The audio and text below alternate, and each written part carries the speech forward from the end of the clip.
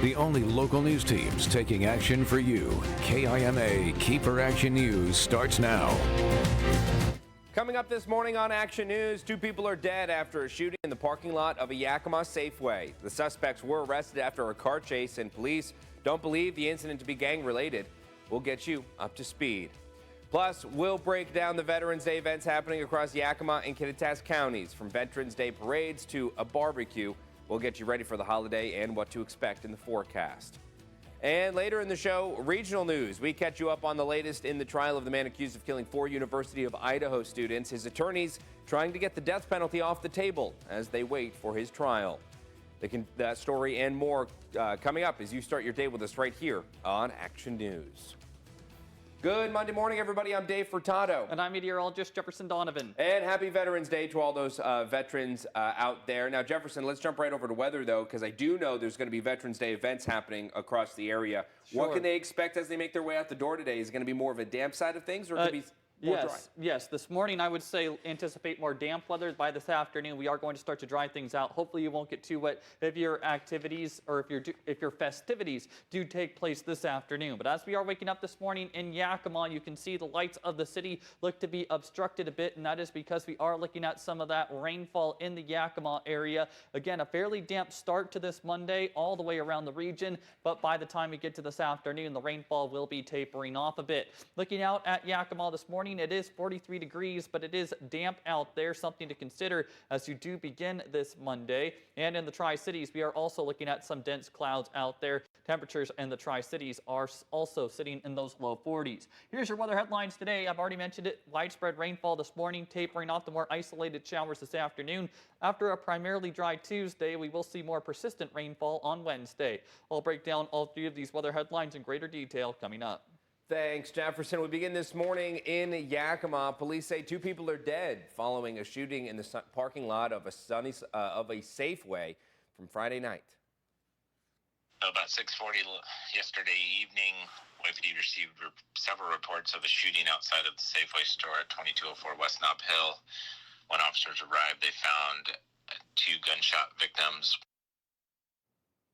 Yeah, YPD says a 19-year-old man was pronounced dead at the scene from his injuries, and a 20-year-old man was pronounced dead at Multicare Yakima Memorial Hospital.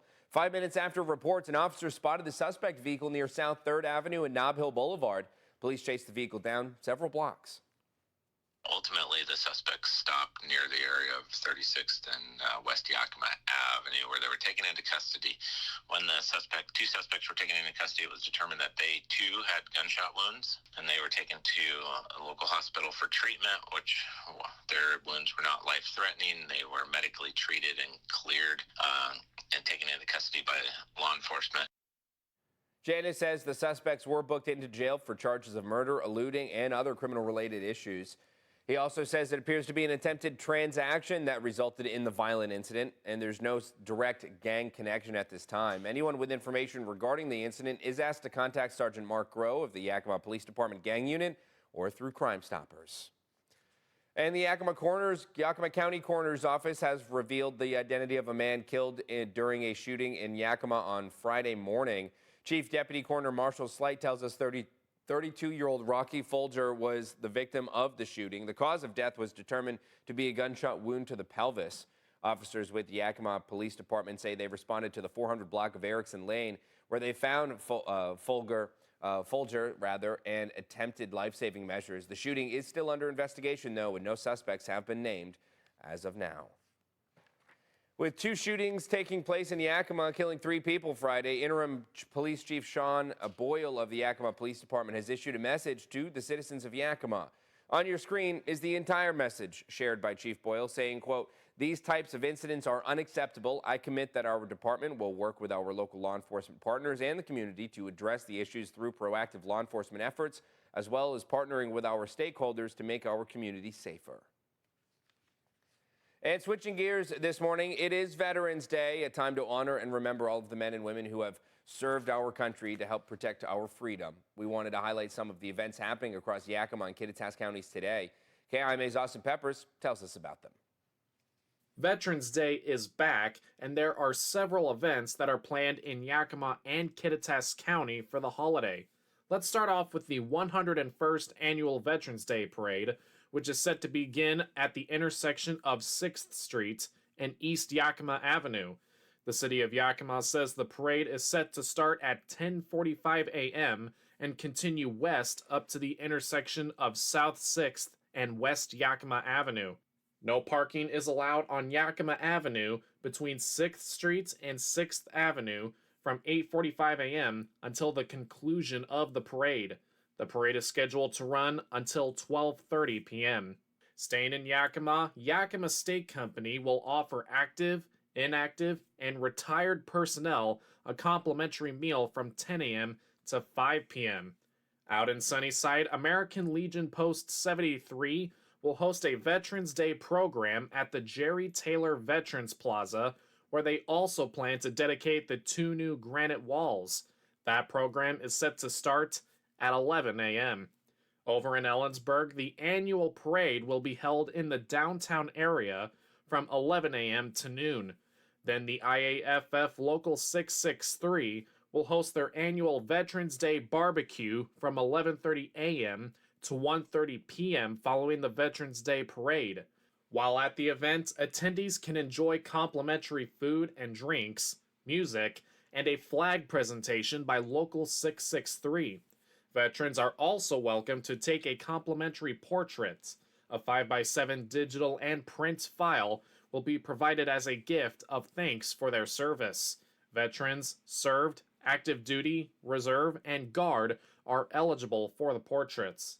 Reporting in Yakima, Austin Peppers, Action News. KIMA's Austin Peppers, thank you. And other events include the Quilts of Valor at Woodshed Bar and Grill in Natchez, and the McAllister Museum of Aviation is hosting an open house. The information will be available up on our website, KIMATV.com. And for folks looking to partake in Veterans Day celebrations in the Tri-Cities, a ceremony is slated to be held this morning in Pasco.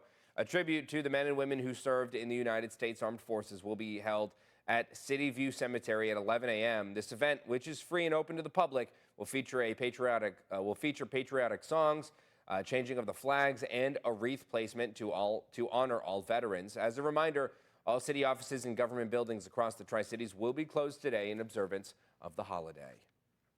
Now, Jefferson, let's talk weather here because it seems like it's going to be a bit of a damp Veterans Day today, especially for folks that are going to be going out and doing anything outdoors. Yeah, especially this morning. By this afternoon, we are going to be looking at the rainfall clearing out of the area. Of course, many of these festivities do get underway at around that 11 a.m. hour, and it's around 11 a.m. where we are going to start to see that transition from more wet weather to more isolated showers here and there. So hopefully you don't get too wet if you are going to be partaking in any of these festivities, but you should at least be prepared to encounter some raindrops. Now, the good news is temperatures today are going to be fairly mild. We will see daytime highs into the mid to upper 50s around the forecast area. I will tell you how long we will hold on to an active weather pattern coming up. Thanks, Jefferson. The time now is 5:08. Coming up on Keeper KIMA this morning, we head to Idaho, where the man accused of killing 4 University of Idaho students wants the death penalty off the table. Prosecutors are seeking it, however. And lawyers for the accused, though, say that the state's two execution methods are either unconstitutional or cruel and unusual. We'll get you up to speed in about 2 minutes. But later in the show, top stories, firefighters in California are progressing on the mountain fire north of Los Angeles, though it's still extremely destructive. So far, over 130 structures have been destroyed. We'll have the latest on that. And abortion restrictions are taking a toll. That's coming from a study published in JAMA Network, which found financial and psychological burdens have grown since Roe v. Wade was struck down. We'll talk that when we get to health news. Stay with us.